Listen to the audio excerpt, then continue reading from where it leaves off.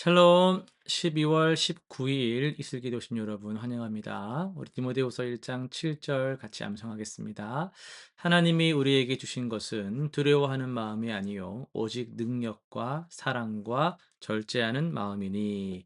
한 번 더 하겠습니다. 하나님이 우리에게 주신 것은 두려워하는 마음이 아니요 오직 능력과 사랑과 절제하는 마음이니.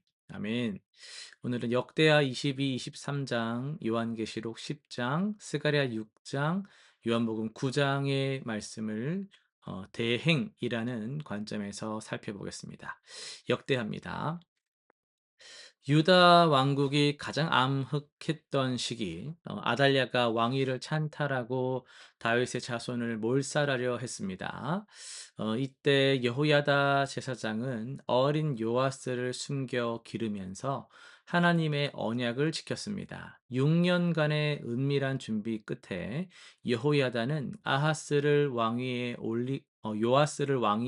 올리고 바알 신전을 무너뜨리는 이 종교 개혁을 단행합니다. 그는 왕이 아니었지만 참 왕보다 더 중요한 일을 대행한 것이죠. 하나님께서는 때로 공식적인 지위가 아닌 믿음의 사람을 통해 역사를 바꾸시기도 합니다. 여호야다는 자신의 안위보다 하나님 나라의 회복을 선택했고, 그의 대행 사역은 다윗 왕조의 명백을 이어 메시아의 길을 예비하는 거룩한 통로가 되었습니다. 요한계시록 10장입니다. 힘센 천사가 하늘에서 내려와 작은 두루마리를 들고 땅과 바다 위에 섭니다.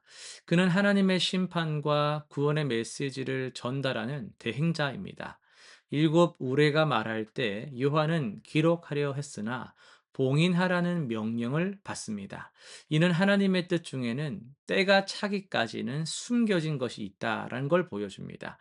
요한은 두루마리를 받아 먹고 다시 예언해야 했습니다. 말씀을 먼저 소화하고 체화한 후에야 전할 수 있다라는 진리입니다. 천사와 요한 모두 하나님의 뜻을 대행하되 그 범위와 시기는 전적으로 하나님께서 정하십니다. 대행자는 위임받은 만큼만 충실히 수행하는 겸손이 필요합니다. 스가랴 6장입니다. 포로 귀환 후 성전 재건의 시기, 스가랴는 특별한 임무를 위임받습니다.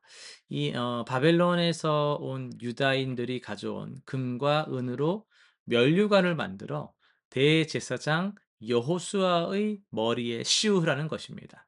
이 상징적 행위는 장차 오실 이라고 불리는 메시아를 예표합니다. 그분은 왕과 제사장의 직분을 겸하시며 참된 성전을 세우실 분이죠.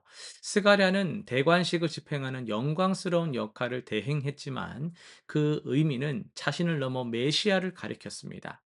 하나님의 일을 대행하는 자는 자신이 아닌 그리스도를 드러내는 통로라는 것을 늘 기억을 해야 합니다. 면류관은 성전에 보관되어 그 약속의 증거가 되었습니다. 오늘은 요한복음 9장을 중심으로 해서 한 가지 아는 것이란 제목으로 말씀을 전하겠습니다. 우리는 종종 하나님의 일을 위해서 좀 더 준비된 사람이 필요하다. 뭐 이런 생각을 합니다. 뭐 마땅한 생각이죠. 더 많이 배우고 더 오래 훈련받고 더 교회 오래 섬기고 더 완벽해진 그런 후에야 뭔가 좀 이력이 있다. 그럴 만한 뭐 본이 있다. 뭐 이렇게 그렇게 되면은 이제 쓰임 받을 수 있다라고 이제 믿는 것이죠. 그런데 이제 요한복음 9장 오늘 읽으시면서 어떠셨어요? 좀 다른 이야기를 보여주거든요. 날 때부터 앞을 보지 못했던 한 사람이 있었습니다. 그에게 세상은 늘 어둠이었겠죠.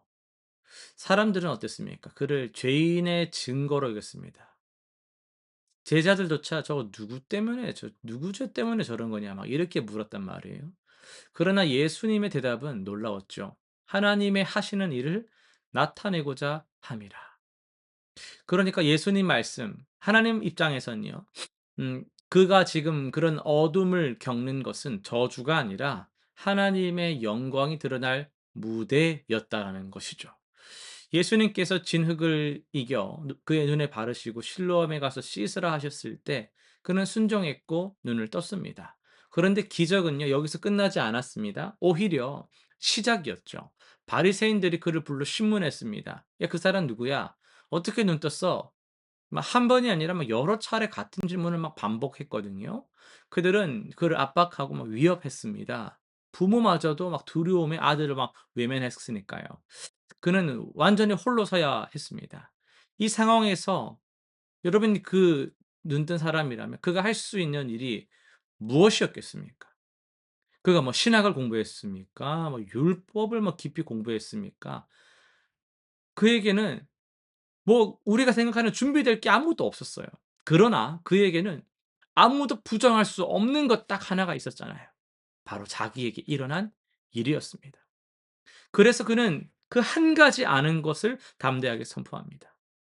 그가 죄인인지 내가 알지 못하나 한 가지 내가 아는 게 있는데 내가 맹인으로 있다가 지금 본다라는 것입니다. 와, 여러분, 이 고백이야말로 복음 전파의 본질입니다. 우린 모든 것을 알 필요가 없어요. 신학 물론 저 신학 공부 유익을 알고 필요하다 생각합니다. 그러나 그런 것들이 무엇을 위한 것인지를 본질을 놓치면 안 되는 거예요. 신학의 모든 논쟁에 답할 필요 의무가 우리에게 있는 것이 아닙니다. 그러나 우리에게 일어난 일, 예수님이 내 삶에 행하신 일만큼은 분명히 우리는 알아야만 하고 그건 누구도 빼앗을 수 없는 일이에요. 이 남자는 결국 회당에서 쫓겨났습니다. 종교 공동체에서 추방된 것이죠. 그러나 성경은 아름다운 반전을 보여줍니다. 예수께서 그들이 그를 쫓아냈다는 말을 들으셨다. 예수님께서는 버림받은 자를 찾아가셨습니다. 그리고 물으셨어요. 네가 인자를 믿느냐? 이제 그는 단순히 육적인 눈만 뜬 것이 아니라 영적인 눈까지 떠져서 예수님을 주로 고백하며 경배합니다. 여러분, 하나님께서는 완벽한 사람을 기다리시는 게 절대 아닙니다. 오히려 어떤 사람을 찾으십니까? 자신의 연약함과 한계를 아는 사람. 정말 내가 이렇게 자기를 겸손하게 낮출 줄 아는 사람. 누군가가 도와줘야만 한다라는 것을 인정할 줄 아는 사람. 예수님께서 행하신 일만큼은 확실히 아는 사람을 복음의 대행자로 세우시는 거예요. 하나님이 하셔야만 내가 할 수 있다라고 인정하는 사람 말이죠. 여러분에게도 한 가지 아는 것이 있습니다. 그것은 어 복음을 경험한 것이고 그것을 나누는 것이 바로 우리가 한 가지 아는 것이죠. 세상은 우리에게 자격을 묻습니다. "너 얼마나 아느냐, 했느냐."고. 그러나 하나님께서는요, 우리에게 순종을 원하십니다. 눈뜬 맹인처럼 우리도 받은 은혜를 증거하는 대행자로 부름을 받았습니다.